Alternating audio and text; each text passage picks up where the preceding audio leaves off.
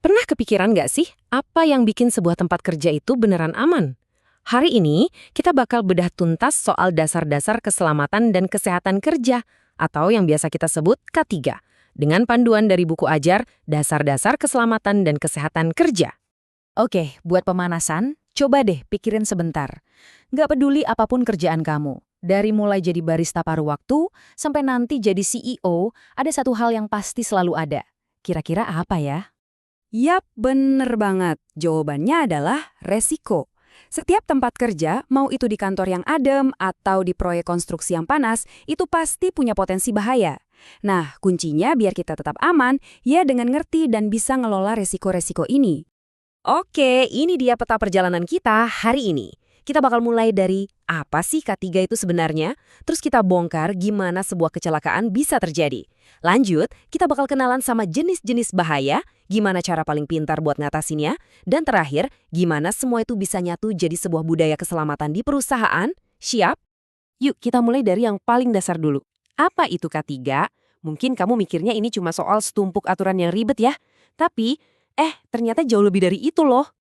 Intinya gini, K3 itu adalah sebuah ilmu yang tujuannya simpel tapi penting banget.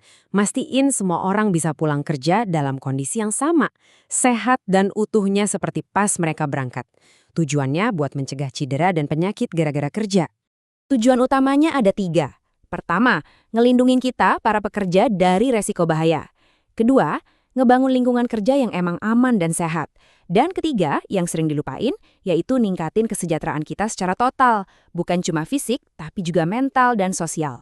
Nah, biar kita bisa mencegah kecelakaan, kita harus ngerti dulu nih, gimana resep sebuah kecelakaan itu terbentuk. Ada satu teori klasik yang ngejelasin ini dengan gampang banget. Namanya efek domino. Teori domino Heinrich ini ngelihat kecelakaan itu kayak barisan domino yang jatuh berurutan. Satu domino jatuh, nimpa domino berikutnya, dan seterusnya sampai akhirnya ada yang celaka. Nah, bagian paling kerennya adalah kita cukup cabut satu aja domino di tengah-tengah, dan seluruh rangkaian itu bakal berhenti. Cederanya pun gak akan terjadi. Keren kan cara mikirnya? Domino ketiga inilah yang jadi kunci utamanya. Ini adalah penyebab paling langsung sebelum kecelakaan terjadi. Dan ini bisa dibagi 2. Pertama, tindakan tidak aman, yang datangnya dari perilaku kita. Dan kedua, kondisi tidak aman, yang asalnya dari lingkungan kerja kita. Jadi, jelas ya, langkah pertama buat mencegah itu adalah dengan ngenalin dan ngendaliin bahaya-bahaya ini. Sekarang, ayo kita zoom in lebih dekat lagi. Bahaya apa aja sih yang bisa kita temuin di tempat kerja? Wow, lihat deh peta pikiran ini. Kelihatan banget kan kalau lingkungan kerja itu rumit.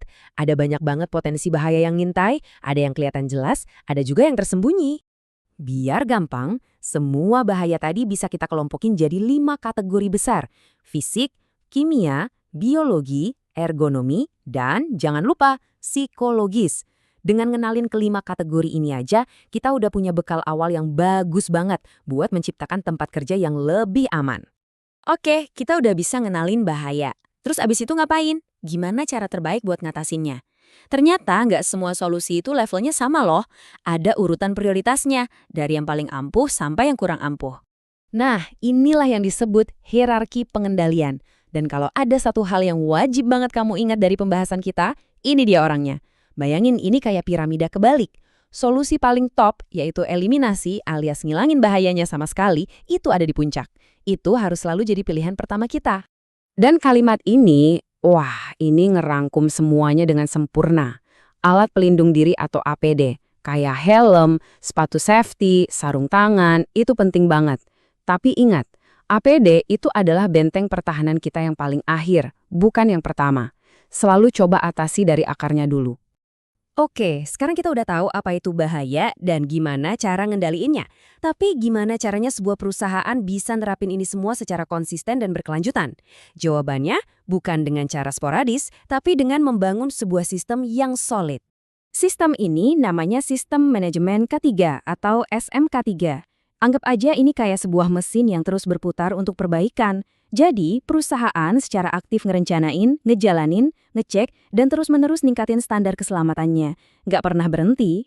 Siklus ini, yang kerennya disebut plan, do, check, act, Inilah yang mengubah K3 dari sekedar buku peraturan tebal yang ditaruh di rak jadi sesuatu yang hidup dan mendarah daging di dalam budaya perusahaan. Lantas, apa artinya ini semua buat kamu sebagai calon profesional muda? Simple. Perusahaan yang punya sistem K3 yang bagus, itu artinya mereka beneran peduli sama aset mereka yang paling berharga, yaitu orang-orangnya, yaitu kamu. Jadi, sebagai penutup, saat kamu nanti mulai membangun karir, coba bawa bekal pemahaman ini. Ngerti soal K3 itu bukan cuma buat ngejaga diri kamu sendiri, tapi juga ngasih kamu kekuatan buat milih perusahaan yang tepat. Perusahaan yang menempatkan kesejahteraan kamu sebagai prioritas utama. Nah, pertanyaannya sekarang, budaya keselamatan seperti apa yang akan kamu cari nanti?